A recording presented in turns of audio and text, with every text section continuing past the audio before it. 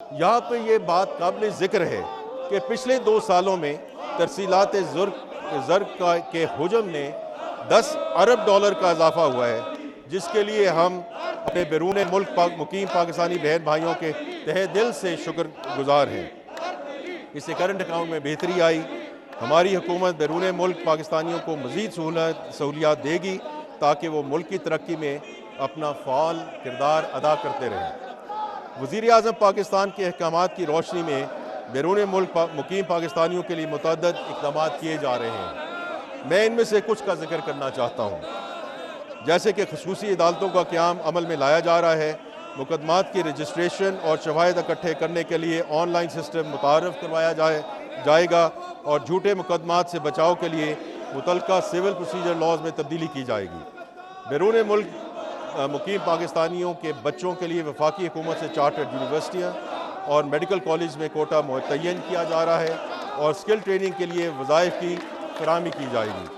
اس کے علاوہ state bank کے ذریعے زیادہ ترسیلات بھیجنے والے 15 افراد کو ہر سال 14 اگست کو سول ایوارڈ دیے جائیں گے۔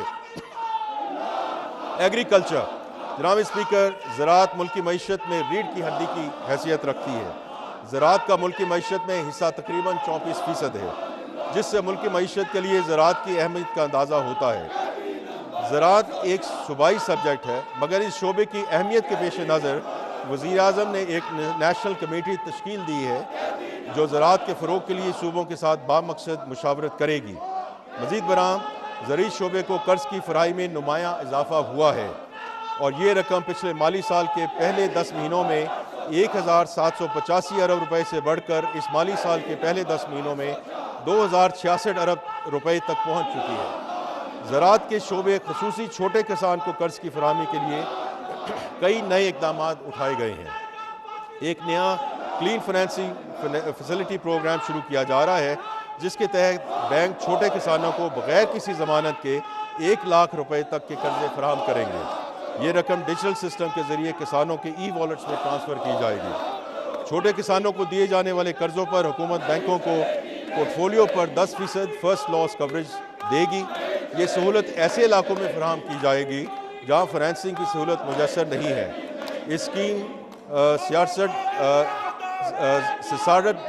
7 لاکھ کسان فائدہ اٹھائیں گے۔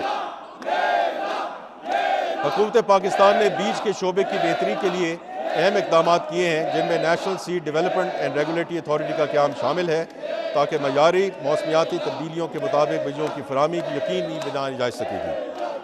وزارت قومی غذائی تحفظ و تحقیق نے بیج کے نظام کو ڈیجیٹل بنیادوں پر منظم کرنے کا عمل شروع کیا ہے، جس میں کمپنی رجسٹریشن، تجدید، بیج کی تصدیق، نگرانی اور نفاذ شامل ہیں۔ نجی شعبے کی تحقیق اور سرمایہ کاری کے فروغ کے لیے بھی اقدامات کیے جا رہے ہیں۔ نیشنل سیڈ پالیسی 2025 اور national agriculture bio technology policy 2025 منظوری کے آخری مراحل میں ہیں، جبکہ پلانٹ بریڈر رائٹس ایکٹ کو بھی ترجیح دی جا رہی ہے تاکہ اختراع کی حفاظت اور تحقیق و ترقی کو فروغ دیا جا سکے۔ کپاس کی فصل کی بحالی کے لیے بھی مربوط کوششیں کی گئی ہیں، جو پاکستان کی معیشت اور ٹیکسٹائل صنعت کا ستون ہے۔ اگرچہ حالیہ برسوں میں کپاس کی پیداوار میں کمی ہوئی، تاہم 2023 میں مثبت پیش رفت دیکھنے میں آئی اور 2024 میں حکومتی کوششوں کے باوجود موسمی مسائل کے باعث پیداوار متاثر ہوئی۔ حکومت ہر ممکن کوشش کرے گی کہ کپاس کی کاشت کے اعتماد کو بحال کیا جا سکے۔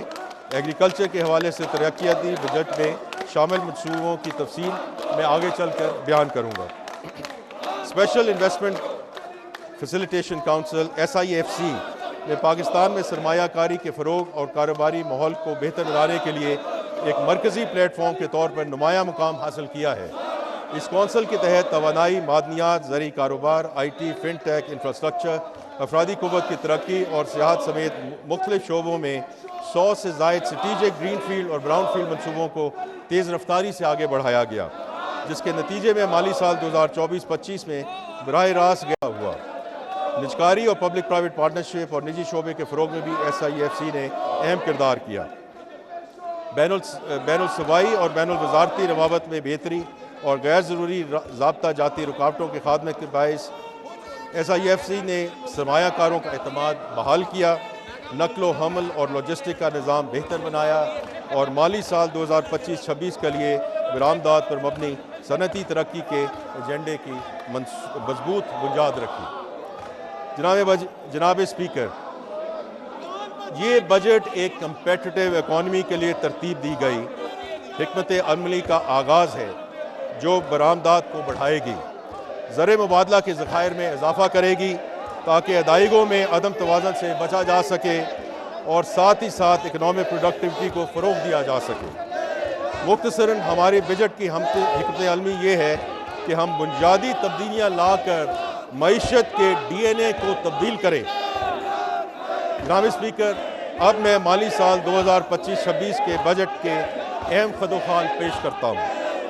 مالی سال 2025-26 کے لیے اقتصادی ترقی کی شرح 4.2% رہنے کا امکان ہے۔ افراط زر کی اوسط شرح 7.5% متوقع ہے۔ بجٹ خسارہ جی ڈی پی کا 3.9%، جبکہ primary surplus G D P کا 2.4% ہوگا۔ ایف بی آر کے محصولات کا تخمینہ 14,131 ارب روپے ہے، جو کہ رواں مالی سال سے 18.7% زیادہ ہے۔ وفاقی محصولات میں صوبوں کا حصہ 8,206 ارب روپے ہوگا۔ وفاقی نان ٹیکس ریونیو کا ہدف 5,147 ارب روپے ہوگا۔ وفاقی حکومت کی خالص آمدنی 11,072 ارب روپے ہوگی۔ وفاقی حکومت کے کل اخراجات کا تخمینہ 17,573 ارب روپے ہے، جس میں سے 8,207 ارب روپے ماکب کی ادائیگی کے لیے مختص ہیں۔ وفاقی حکومت کے جاریہ اخراجات کا تخمینہ 16,286 ارب روپے ہے۔ وفاق کے پبلک سیکٹر ڈیولپمنٹ پروگرام کے لیے 1,000 ارب روپے کا بجٹ مختص کیا گیا ہے۔ ملکی دفاع حکومت کی اہم ترین ترجیح ہے۔ اس قومی فرض کے لیے 2,550 ارب روپے فراہم کیا جائیں گے۔ سول انتظامیہ کے اخراجات کے لیے 971 ارب روپے مختص کیے جا رہے ہیں۔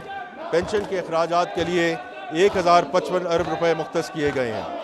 بجلی اور دیگر شعبوں کے لیے سبسڈی کے طور پر 1,186 ارب روپے کی رقم مختص کی گئی ہے۔ گرانٹس کی مدد میں 1,928 ارب روپے مختص کیے جا رہے ہیں، جو بی آئی ایس پی، آزاد جموں و کشمیر، گلگت بلتستان اور خیبر پختونخوا کے نئے ضم شدہ اضلاع وغیرہ کے لیے ہے۔ حکومت بے نظیر انکم سپورٹ پروگرام کے فلیگ شپ انیشیٹوز کی کوریج بڑھانے کا ارادہ رکھتی ہے۔ اسے عملی جامہ پہنانے کے لیے کفالت پروگرام کو 1 کروڑ خاندانوں تک پہنچایا جائے گا۔ تعلیمی وظائف پروگرام کو مزید وسعت دی جائے گی تاکہ تقریباً 1 کروڑ 20 لاکھ بچوں کو فائدہ پہنچایا جا سکے۔